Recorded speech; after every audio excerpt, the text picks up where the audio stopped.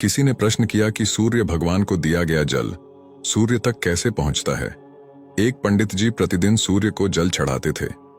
कुछ कॉन्वेंट वाले लड़के उनका मजाक बनाते थे। क्या पंडित जी, इतनी दूर सूर्य, आप जो जल चढ़ाते हैं वह जमीन पर गिर जाता है, वह सूरज तक तो पहुंचता नहीं, फिर आपके जल चढ़ाने से क्या फायदा। ऐसे ही जब उन्हें कहते कहते कई दिन हो गए तो एक दिन पंडित जी उन्हें मां बहन की गालियां देने लगे।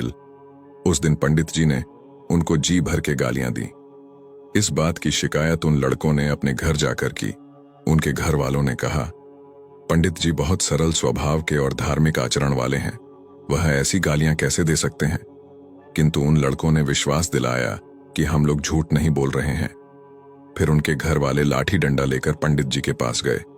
उनसे पूछा, पंडित जी, आपने लड़कों को गंदी गंदी गालियां दी हैं। पंडित जी ने कहा, हां दी हैं। वह लोग बोले, आप कर्मकांडी और धार्मिक व्यक्ति हैं, हम आपका सम्मान करते हैं, आपसे इस प्रकार की उम्मीद बिल्कुल भी नहीं थी।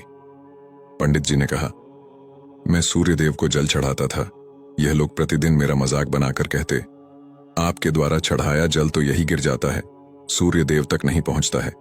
इस बात का उत्तर मैंने इन्हें दिया है। घर वाले बोले, गालियां देकर कौन सा उत्तर दिया जाता है। पंडित जी ने कहा, मैंने सिर्फ इनकी मां बहन की गालियां दी हैं, मैं इनकी मां बहन के पास नहीं गया और ना ही मैंने उनकी मां बहन को देखा है, सिर्फ मां बहन की गालियां दी हैं।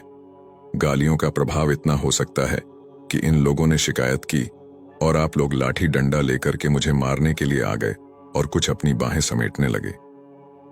अब शब्दों का इतना बड़ा प्रभाव है तो जो मैं प्रेम से सूर्यदेव को मंत्र पढ़कर जल अर्पित कर रहा हूं, क्या वह उन तक नहीं पहुंच रहा होगा।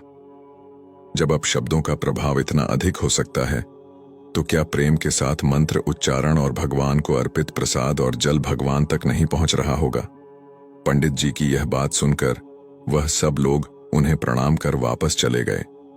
यदि आपसे भी कोई इस तरीके से प्रश्न पूछे, पितृभोज पर कटाक्ष करें, तो आप भी उसे जी भर के गालियां दें और बाद में समझाकर इसी तरह से पटाक्षेप कर दें।